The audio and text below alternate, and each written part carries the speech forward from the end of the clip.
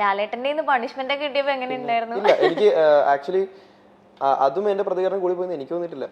ഞാൻ ചെയ്തത് തെറ്റാണെന്ന് ഞാൻ അവിടെ അക്സെപ്റ്റ് ചെയ്തിട്ടുണ്ട്. കാരണം അതൊരു റിയാലിറ്റി ഷോ ആണ്, എല്ലാവരും കാണുന്ന ഷോ ആണ്. അതുകൊണ്ട് അല്ലെങ്കിൽ അതിൽ കാണിക്കാത്ത ഒരുപാട് കാര്യങ്ങളുണ്ട്. അപ്പൊ അതിന് പ്രതികരിച്ചത് ഒട്ടും കുറഞ്ഞു പറ്റില്ല. അത് റംസാൻ എവിടെ പറയുന്നുണ്ടായിരുന്നു എന്ന് വെച്ചാൽ നമ്മള് ഇഷ്യൂസ് ഉണ്ടായിട്ട് അത് സോൾവ് ചെയ്ത സംഭവങ്ങളൊന്നും പുറത്ത് കാണിച്ചിട്ടില്ല. അല്ല, അത് അവരുടെ ഇഷ്ടമാണ്, അത് അവരുടെ റിയാലിറ്റി ഷോയുടെ ഒരു റൂട്ടാണ്, അത് എഗ്രിമെന്റിൽ തന്നെയുണ്ട്. സോ അത് നമുക്ക് നോക്കേണ്ട ആവശ്യമില്ല. ഇപ്പൊ ഓഡിയൻസ് എന്ത് കാണുന്നു നോക്കിക്കഴിഞ്ഞാലാണ് ആ പേടി, ആ ടെൻഷൻ, ആ കാര്യങ്ങളൊക്കെ അവിടെ നടക്കുന്നത് നമുക്കറിയാലോ. ഇപ്പൊ അതിന്റെ ഉള്ളിൽ തന്നെ ബാക്കിയുള്ള കണ്ടസ്റ്റൻസിനോട് ചോദിച്ചു നോക്കിയാൽ പോരെ. റംസാൻ, ഒരു സെഗ്മെന്റും കൂടെ, ഒരു കോളേജ് ഫ്രണ്ട് എന്നുള്ളൊരു സെഗ്മെന്റ് ആണ്. അപ്പോ ആരെങ്കിലും വിളിച്ചിട്ട് ഒന്ന് ചോദിക്കാൻ റംസാനെ പറ്റി എന്താ അഭിപ്രായം എന്നൊക്കെ ചോദിക്കട്ടെ.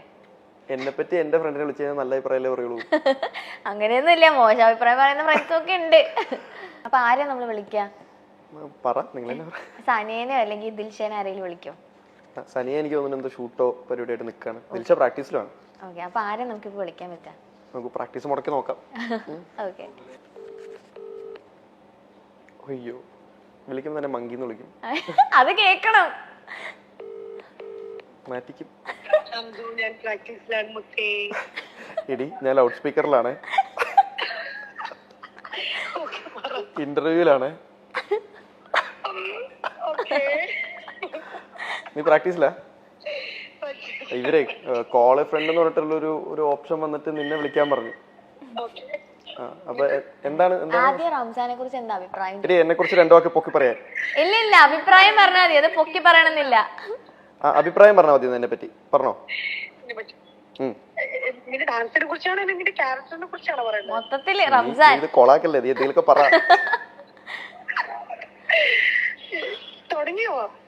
ഓൾറെഡി ഇവിടെ ഷൂട്ട് ലൈവ് പോയിക്കൊണ്ടിരിക്കുന്നു, പറ. റംസാൻ എന്റെ നല്ല ഗുഡ് ഫ്രണ്ട് ആണ്. പിന്നെ നല്ല ഡാൻസർ ആണ്. എനിക്ക് ഡാൻസ് ചെയ്യാൻ ഏറ്റവും കൂടുതൽ ഇഷ്ടമുള്ള ഒരു ഡാൻസർ റംസാൻ. പിന്നെ ഞങ്ങൾ കുറെ വർഷങ്ങളായിട്ട് അറിയാം. ഇപ്പം കുറച്ചും കൂടെ നന്നായിട്ട് അറിയാം. മതിയോ? ഇതിപ്പോ എന്നെ കുറിച്ചാണോ നിന്നെ കുറിച്ചാണോ? ഹായ് ദിൽഷ. ഹായ്. അതെ, റംസാന് കൊടുക്കാനുള്ള എന്തെങ്കിലും ഒരു ഉപദേശം ഉണ്ടോ? ഒരു വലിയ ഉപദേശം അന്നൊരു 2 ഉപദേശം പറയോ റംസാന് കൊടുക്കാനുള്ള? അതിൽ ഫസ്റ്റ് ഉപദേശം എന്താന്ന് അവനറിയാം. ഒന്ന് അവനോട് തന്നെ ചോദിച്ചു നോക്ക്. അതെന്താ? ദേഷ്യാണോ? കറക്റ്റ്. ഓക്കെ, അതിലെങ്ങനെയായിരിക്കും ദിൽഷ എങ്ങനെ ഉപദേശിക്കാൻ പോകുന്നത് ആ കാര്യത്തില്? ഇല്ല, ഞാൻ അവന് കുറച്ച് ദേഷ്യം കൂടുതലാണ്. അപ്പൊ ഞാൻ എപ്പോഴും ഇങ്ങനെ ഇടയ്ക്ക് ഞാൻ ദേഷ്യം വരുമ്പോ ഞാൻ പറയാറുണ്ട്, നീ അതൊന്ന് കുറച്ചൊന്ന് കൺട്രോൾ ചെയ്യുന്ന ഞാൻ ഇടയ്ക്കിടയ്ക്ക് പറയാറുണ്ട്. അത്രേ ഉള്ളൂ. പക്ഷെ അത്ര ഇതൊന്നുമില്ല, ഓക്കെയാണ്.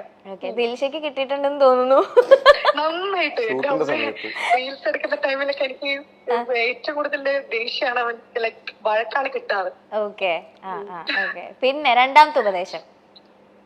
രണ്ടാമത്തെ ഉപദേശം എന്താ പറയാ? ഇത് കഴിയുമ്പോ ഞാൻ അവനെ കാണുന്നുണ്ട്. രണ്ടാമത്തെ ഉപദേശം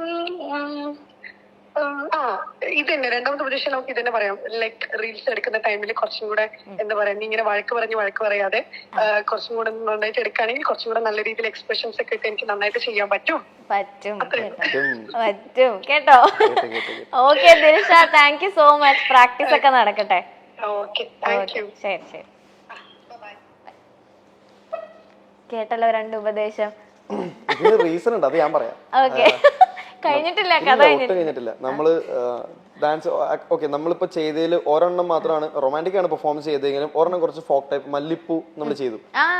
അത് അടിപൊളിയായിരുന്നു.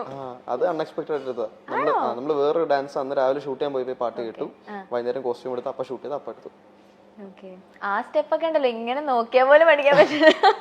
നമ്മള് അത് ഷൂട്ട് കഴിഞ്ഞു. അപ്പൊ ഇപ്പൊ റീസെന്റ് ചെയ്ത സംഭവത്തില് അത് റൊമാൻറ്റിക് പെർഫോമൻസ് ആണ്. അപ്പോൾ നമ്മൾ അത് പ്രാക്ടീസ് ചെയ്യുമ്പോൾ നമ്മൾ പറയുക ഇങ്ങനെ ടെക്നിക്കലി അപ്പോൾ തിരിച്ച് നല്ല ഭംഗിയായിട്ട് നല്ല കുട്ടിയായിട്ട് എല്ലാം പഠിക്കും. എല്ലാം നല്ല പെർഫെക്റ്റ് ആയിട്ട് കാണിച്ചു തരും.